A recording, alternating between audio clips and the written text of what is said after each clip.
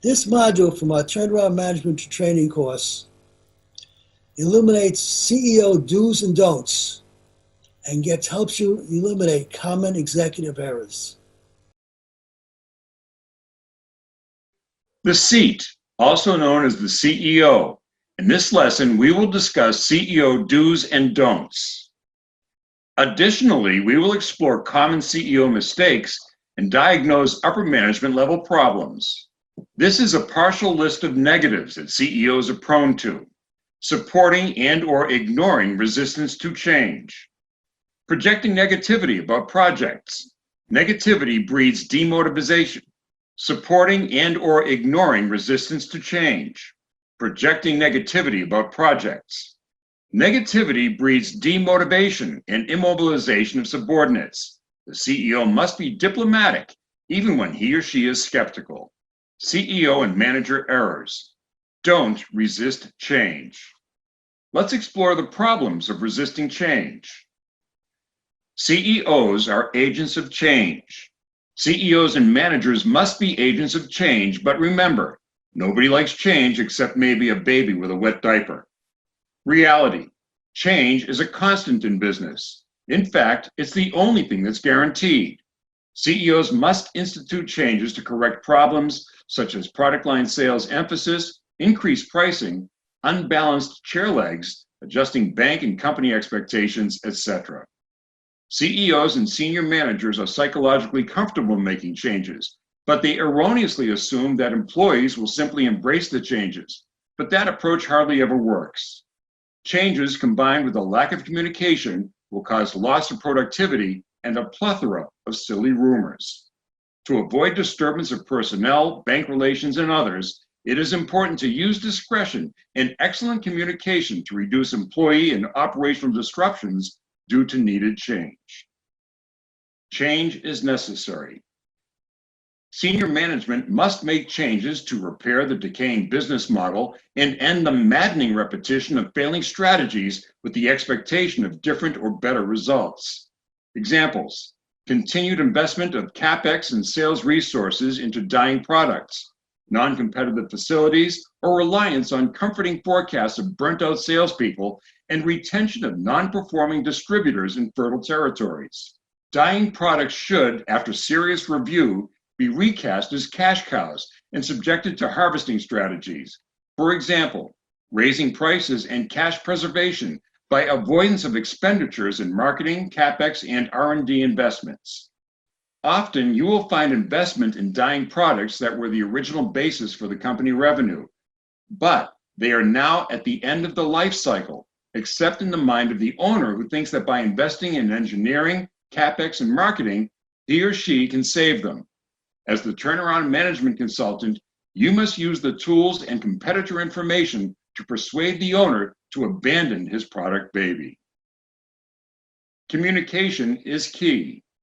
Strangely, the smallest change on the production floor can sprout false rumors of automation and layoffs, with a loss of production momentum and other negative consequences. All changes should always be introduced as making it easier for the workers and/or product improvements. Don't project negativity. Public negativity never leads to positive results. Negative public utterances exhibiting disapproval or employment threat never yield positive results. Threats may solve a CEO's frustration, but will cause employee and team immobilization and cannot inspire the unskilled to be skilled. Ford Motor Company CEO Lee Iacocca once said, "Pats on the back and commendations should be made publicly and with fanfare. Critiques and negative comments should always be made privately in a closed-door office." Don't fall prey to monkey on the back disease. CEOs, middle managers, and consultants, beware of the disease that creates loss of focus, poor training of subordinates, and literally damages the CEO. Common error. Monkey on the back disease is best explained through an example. Common error: a busy, well-meaning, capable CEO, first thing in the morning, meets with a subordinate with an operational problem. The CEO volunteers to take on the problem. Several minutes later, The CEO is accosted by another subordinate with a different problem and again says, "No worries, I'll deal with it." The CEO has now taken two monkeys onto his back and will probably acquire more during the day. By the end of the day, the CEO has not performed his CEO functions, has diluted and corrupted his CEO effectiveness, and is catching the avoidable executive constipation syndrome. At the same time, the subordinates will have lightened their day's workload and avoided their responsibilities. Curative prescription. The CEO could respond, "What is your solution or suggested action?"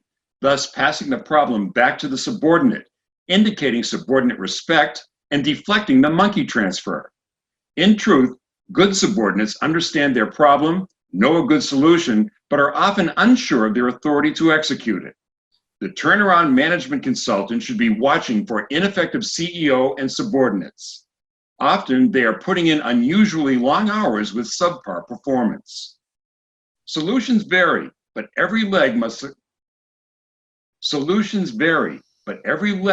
must successfully and economically execute the sub-strategies needed to meet the company goals or be replaced or guided to excellence. I have seen so many CEO errors of lack of communication, of changes, and ineffectual executives. We could literally spend hours listening to these anecdotes. But I'll give you a strong suggestion. As you go into the company, as you get to know the executives, find out how much time they're putting in. You will find, interestingly enough, that the executives who are clocking the most hours versus their effectiveness in capturing new profitable customers, developing new products, and creating unreadable, unread reports are the least efficient executives. Therefore, there's a high probability of uncovering inefficiencies and possibly low-hanging fruit that is convertible into increased revenue, higher prices, or better products with zero investment of cash or resources. Just find out how much time the CFO is really putting in. Whether engineering is creating new wonderful products or just spending a lot of time playing with toys. Whether the salespeople are out selling or they're sitting at their desks and look at the numbers. This is something most people don't do. They don't look at the hours, but it's usually the most inefficient executives that put in the most time and are the easiest ones to replace with great effectiveness. Wrap-up time. CEOs must be agents of change, but must avoid creating counterproductive problems due to poor communication. Praise should be public. Critique and censure, when necessary, should be private.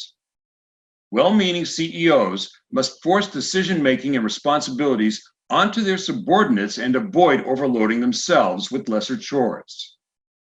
Many more CEO and turnaround management consultant tips to follow in future lessons. This module from the Turnaround Management Consultant Training course depicts the best practices of building and updating business plans, very much needed to help you find the paths to profitability.